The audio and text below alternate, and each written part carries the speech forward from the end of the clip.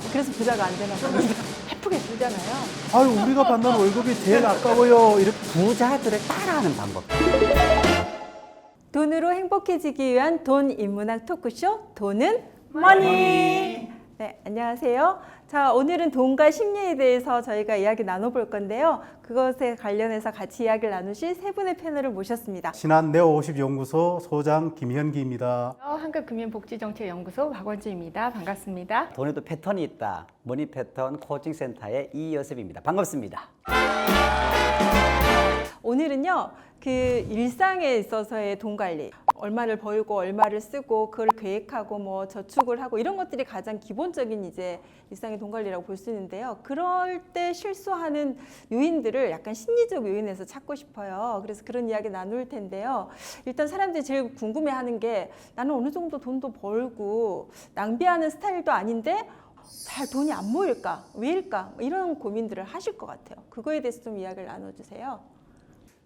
제가 그 강의장에서 흔히 하는 질문이 있습니다. 특히 군부대에서 이렇게 하면은 반응이 아주 뜨거운데, 다음 중 잃어버리면 가장 아까운 돈이 뭘까요? 이런 질문을 해봅니다.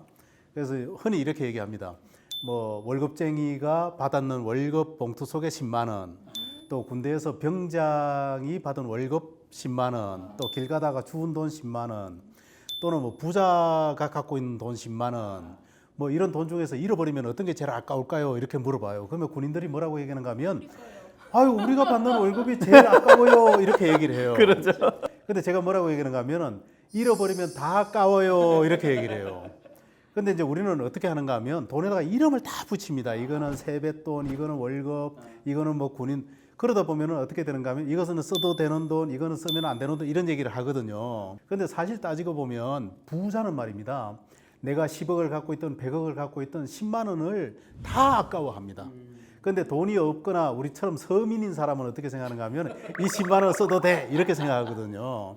그래서 제가 뭐라고 얘기하는가 하면 돈에 대해서 이름을 붙이지 말고 그 돈을 똑같이 가치 있는 금액으로 생각하라는 것을 늘 주문을 해요.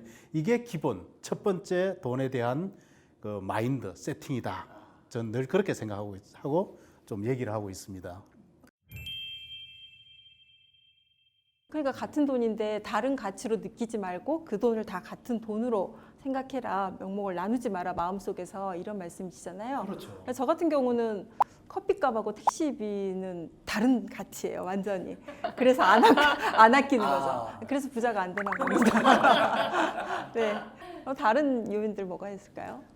그게 지금 말씀하신 게 어떻게 보면 우리 똑같은 돈 100만 원, 10만 원 다 똑같은 돈의 가치인데 그 돈을 달리 보는 거잖아요. 계좌를 나눈다라고 얘기하거든요. 아까 말씀하신 것처럼 직장인들이 굉장히 많이 하는 돈의 계좌를 분리하는 것 중에 하나가 연말정산 환급금 100만 원과 우리 월급 100만 원이 다르죠. 그러니까 연말정산 100만 원은 어차피 내가 낸 세금 다시 돌려받는 건데 어차피 내 돈인데도 그건 꽁돈으로 느껴지죠. 그래요. 13월에 월급이라고 해서 그래요. 연말정산 환급금 100만 원 받으면 그냥 예쁘게 쓰잖아요. 그런데 월급 100만 원은 그렇게 못 쓰는 거죠. 그런 것처럼 돈에 똑같은 100만 원인데 돈의 계좌를 나누는 거. 그다음에 또 이런 실수 많이 해요. 다들 아마 공감하실 텐데 우리가 백화점에 옷을 사러 가요. 그래서 이쁜 옷을 하나 샀어요. 근데 옷이 비싸요. 저한테 이렇게 옷을 추천해 주시는 분이 자, 이 옷에 어울리는 액세서리가 있어요. 그 액세서리도 같이 사라 그래요. 근데 이 큰 옷을 샀기 때문에 이 액세서리가 비싸다고 하더라도 그렇게 비싸게 안 느껴져요.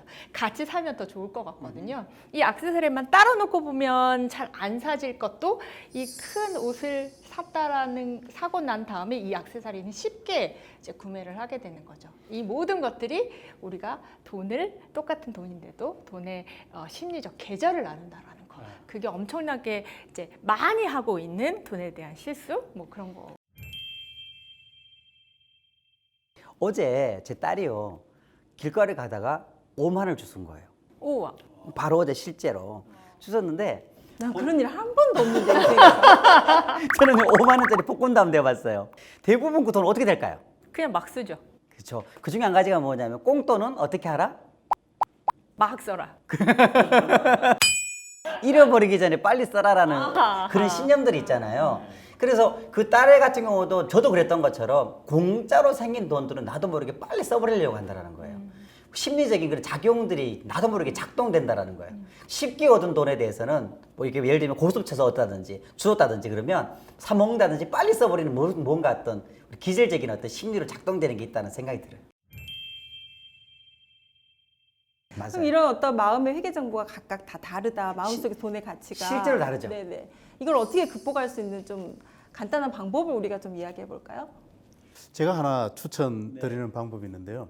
그렇게 해서 공돈이라든지 뭐 돈에 이렇게 이름을 붙이잖아요. 이것을 어떻게 하면 되는가 하면 바로 그렇게 돈이 생겼을 때 돈을 바로 저축하는 거예요. 그냥 바로 입금하고 난 다음에 3개월 뒤에 출금하는 겁니다. 그럼 3개월 뒤에 출금을 할 때는 이게 어떤 돈인지 모릅니다.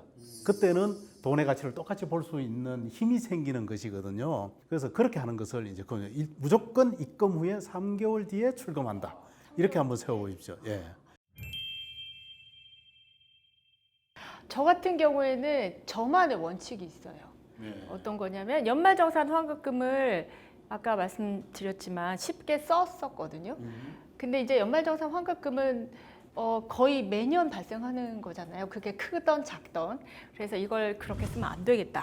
이걸 어디다 쓰면 좋을까 생각을 하고 지금 실천하는 게 연말정산 환급금을 받으면 그건 무조건 은퇴 준비하는데 추가적으로 돈을 납입을 합니다. 은퇴에 넣는 거군요. 그래서 그걸 실천한 지가 한 8년 정도 된 것 같아요. 그래서 어떨 때는 뭐 100만 원이 됐던 200만 원이 됐던 그 자금이 들어오면 연금저축 펀드에다가 원래 하고 있는 거에다가 추가적으로 입금하는 거.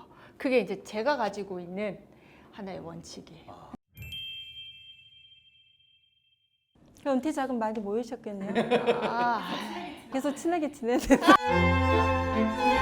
그래서 이제 두 분 소장님께서는 말씀하신 게 그 마음속에 다른 가치가 들어오기 전에 뭔가 시스템적으로 뭘 만들어 버리면 감정이 들어올 틈을 주지 말자 뭐 이런 방법이고요. 또 심리적으로 보자면 우리가 왜 인간이겠어요? 그렇게 하면 안 되니까 또 인간이잖아요. 시스템이 있다고 해도 그렇게 되면 이제 뭐 내가 소비하는 거 안 하겠다 하다가 나중에 엄청 더 많이 저지를 수도 있거든요. 그럴 때 할 수 있는 방법 없을까요? 우리 뇌는요 3개로 나눠져 있는데 제일 바깥을 상위뇌라고 말하고요 중간을 중위뇌, 제일 아래 하위뇌라고 말하는데 실제 소비하는 부분은 중위뇌에서 움직여지는 거예요. 근데 이 중위뇌에 대한 부분은 무조건 억지로 참아서 되는 게 아니라는 거죠.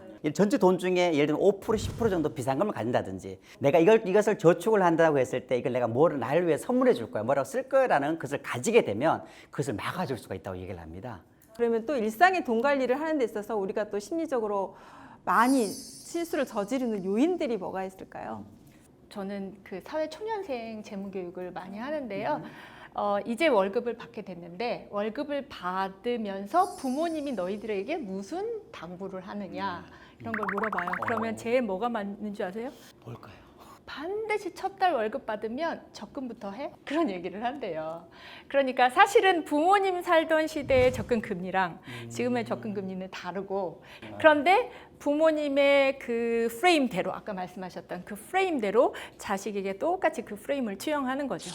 단내림 효과라고 있어요. 그게 무슨 말이냐면 처음에 내가 생각하고 있는 생각, 처음에 내가 들은 정보, 내가 남에게서 얻은 어떤 이야기 그 이야기에 딱 입각해서 그 다음 행동을 한다라는 거죠. 실 내린다고 하잖아요. 엄마가 나에게 너 적금부터 해라는 그 하나의 정보가 하나의 기준이 돼서 부모님 시대의 돈 관리 방법과 지금 돈 관리 방법이 틀림에도 불구하고 그걸 그대로 한다거나 이런 실수를 너무 많이 하는 것 같아요.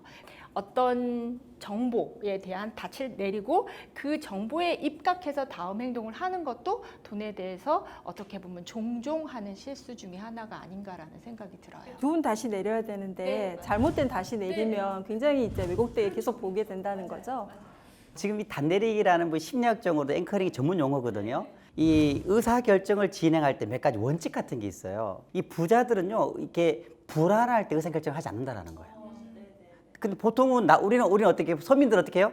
불안할 때 빨리 해버린다는 거죠. 아니 안 그런 서민들도 있기 때문에 저도 서민이다. 아는 정말 주식 부자가 있거든요. 그분이 몇천억대 주식을 투자하시는 분이신데 부자들은 정말 마인드가 다르다는 것이 뭐냐면 경기가 안 좋을 때만 기다린대요. 경기가 예를 들면 뭐 리만 브라더스 사태라든지 IMF 때라든지 주식이 반토막 나는데 그때 산다라는 거예요.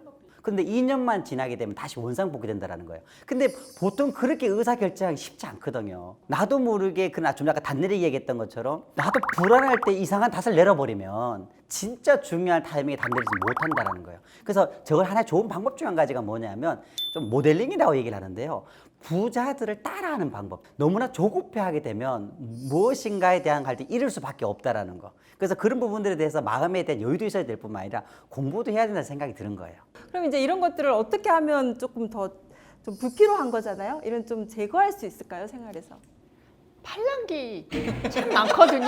합리적 의심이라는 얘기 참 많이 하잖아요. 굉장히 정확한 정보라고 하더라도 일단 정보가 너무 많은 세상이기 때문에 그 정보에 대해서 합리적으로 의심할 필요가 있는데, 근데 이제 기성세대들이 잘 못하는 거는 좋은 게 좋은 거잖아. 그래, 그게 맞는 거야. 이렇게 하는데 또 그런 생각 많이 해요. 합리적 의심하는 습관을 들여야 되겠다.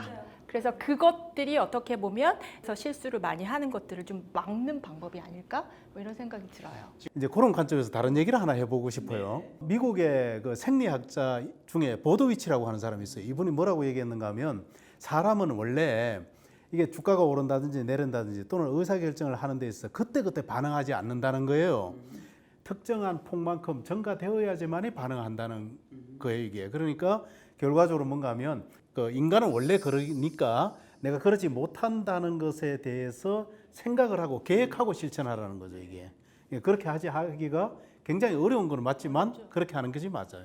요즘에 이제 그 저축, 현재 저축은 되게 중요하다라고 이야기하면서도 우리가 미래를 못 보고 현재에 굉장히 올인돼서 뭔가 행동들을 할 수밖에 없기도 하잖아요. 이제 그런 것들에 대한 뭐 이야기를 좀 해주실까요? 그거와 관련된 심리적 요인들?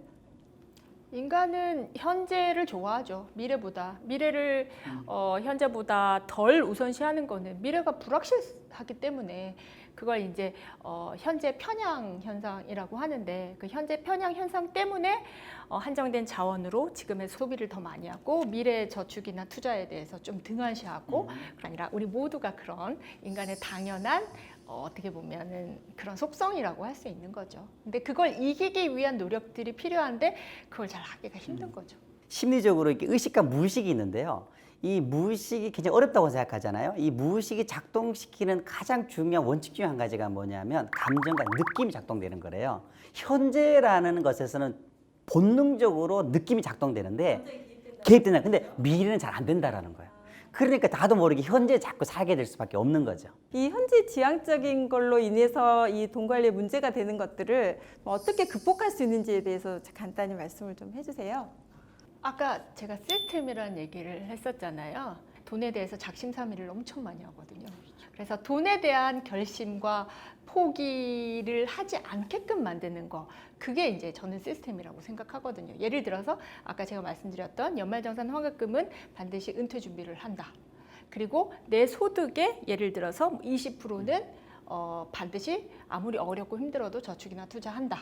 그래서 어떻게 보면 돈에 대한 실수를 줄이는 방법 중에 하나가 그 실수를 무수히 많이 반복할 수밖에 없는 나를 믿지 말고 내가 아닌 시스템을 믿고 그 시스템대로 잘 따라하도록 노력하는 거, 그런 것들이 좀 필요하다고 생각해요. 그래서 저희가 지금 일상의 돈 관리, 뭐 왜 계획이 안 되고 더 많이 쓰고 뭐 이런 여러 가지 마음들의 어떤 심리적으로 문제가 되는 마음들을 좀 알아보고 그것들을 아주 간단하게 일상에 적용할 수 있는 그런 극복의 방법도 이야기했는데요. 사실 이게 다 너무 어려운 것 같아요. 왜냐하면 저희가 보이는 거 잘 보는 것도 어려운데 마음은 잘 보이지 않는 거잖아요. 그래서 이 보이지 않는 것을 보는 연습, 그다음에 그걸 또 극복하기 위해서 여러 가지 실천적인 것들을 하는 거, 일단 아는 것도 중요하고 아는 것을 아주 사소한 것부터 실천하는 거, 뭐 이런 것들이 중요하다는 생각이 듭니다. 그리고 어렵지만 해가야 한다. 왜? 너무 오래 산다. 뭐 이런. 그리고 또 무조건 행복하게 90까지 살아야 산다. 된다. 네, 뭐 평균을 그렇게 좋아하진 않지만요. 네, 그런 생각이 듭니다. 네, 오늘 또 좋은 말씀 주셔서 감사합니다.